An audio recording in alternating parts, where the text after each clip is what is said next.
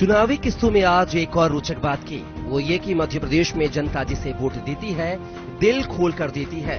मध्य प्रदेश में अब तक 15 विधानसभा चुनाव हो चुके हैं। 16वीं विधानसभा के लिए 17 नवंबर को वोटिंग है। नतीजा जो भी रहे, लेकिन मध्य प्रदेश में हंग असेंबली का इतिहास नहीं रहा है। 1952 से अब तक 71 साल के दौरान 40 साल कांग्रेस और बीजेपी करीब 21 साल तक सत्ता में रही। 1977 से 1980 के बीच जनता पार्टी सत्ता में थी। 1952 के चुनाव में कांग्रेस सत्ता में आई, 194 सीटों पर जीती।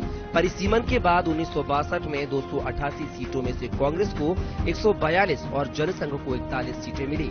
प्रजा सोशलिस्ट पार्टी को 33 सीटें मिली। 1967 में 296 में से कांग्रेस को 167 और जनसंघ को 78 सीटें मिली, यानी कांग्रेस को पूर्ण बहुमत मिला। 1972 में भी कांग्रेस की सरकार बनी। आपातकाल के बाद 1977 के चुनाव में कांग्रेस सत्ता से बाहर हुई। जनता पार्टी को 230 सीट, कैलाश जोशी सीएम बने। कांग्रेस को 84 सीटें ही मिली।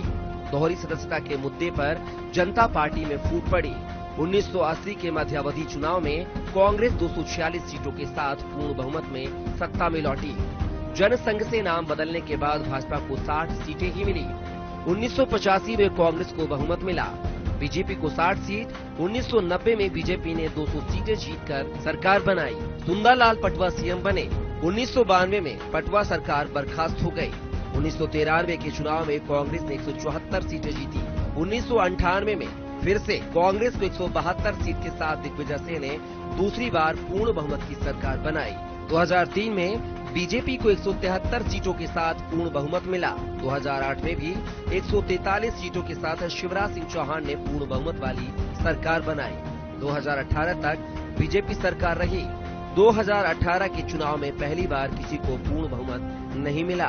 कांग्रेस ने 114 सीटें जीती, बीजेपी को 109 सीटें मिली।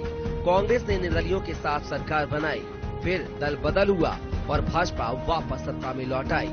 अब 2023 के चुनाव पर सभी की नजरें लगी हुई हैं। News bureau, INS 24/7।